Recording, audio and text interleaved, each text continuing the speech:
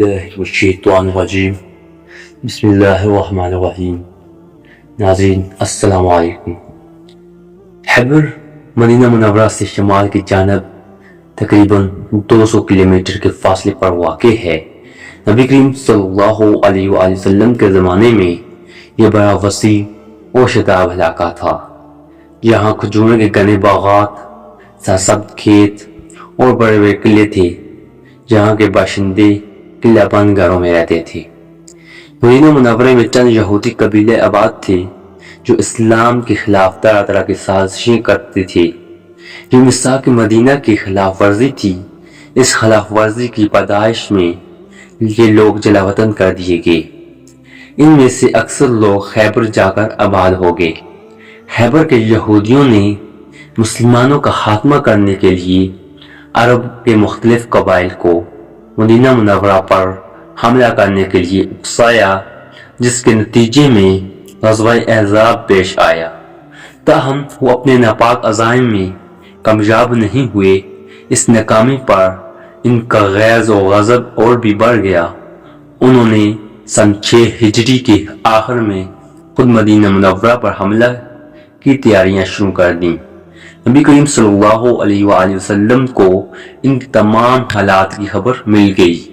7 ہجری میں نبی کریم صلی اللہ علیہ وآلہ وسلم تقریباً 1400 صحابہ کرام رضی اللہ تعالی عنہم کو ساتھ لے کر مدینہ منورہ سے خیبر کی طرف روانہ ہوئے تاکہ یہود کی سازشوں کو ختم کیا جائے۔ لشکر اسلام رات کے وقت خیبر پہنچا۔ اس وقت اہل خیبر گہری نیند میں سو رہے تھے۔ نبی کریم صلی اللہ علیہ وآلہ وسلم رات کے وقت دشمنوں پر حملہ پسند نہیں فرماتے تھے، اس لیے آپ صلی اللہ علیہ وآلہ وسلم اور صحابہ کرام رضی اللہ تعالی عنہم نے رات کو آرام کیا اور صبح شہر میں داخل ہونے کے لیے چل پڑے۔ یہودیوں نے سامان جنگ قلعہ نہم میں جمع کر دیا تھا۔ نبی کریم صلی اللہ علیہ وآلہ وسلم کے حکم پر صحابہ کرام رضی اللہ تعالی عنہم نے حملہ کر کے سب سے پہلے اس کو بآسانی فتح کر لیا۔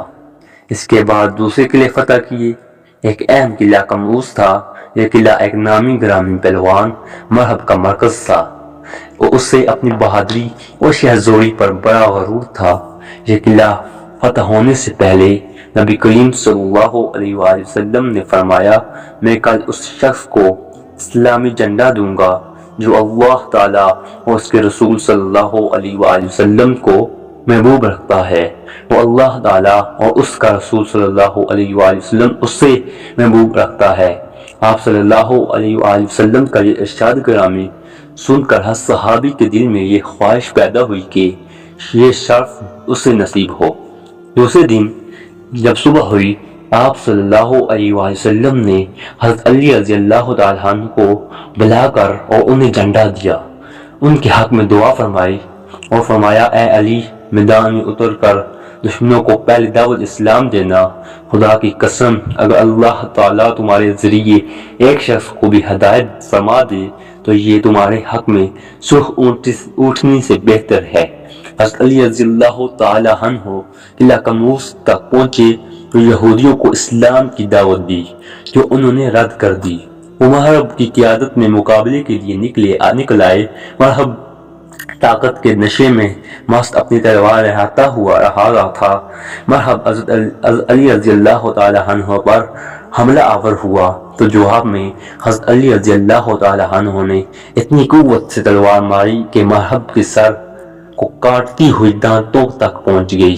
مرہب کا مرنا تھا کہ یہودیوں بھاگ نکلے اور قلعہ فتح ہو گیا۔ اس کے بعد یہودیوں کا زور ٹوٹ گیا۔ مسلمانوں نے یک کے بعد دیگر سارے قلعے فتح کر لیے اور پورا خیبر مسلمانوں کے قبضے میں آ گیا۔ یہودیوں کی درخواست پر نبی کریم صلی اللہ علیہ وآلہ وسلم نے خیبر کی زمینیں ان کے قبضے میں رہنے دیں، مگر پیداوار کا آدھا حصہ مسلمان مجاہدین کے لیے مقرر کیا۔ اس معرکے میں 93 یہودی ہلاک ہوئے اور 15 صحابہ کرام رضی اللہ تعالی عنہم نے جام شہادت نوش فرمائی۔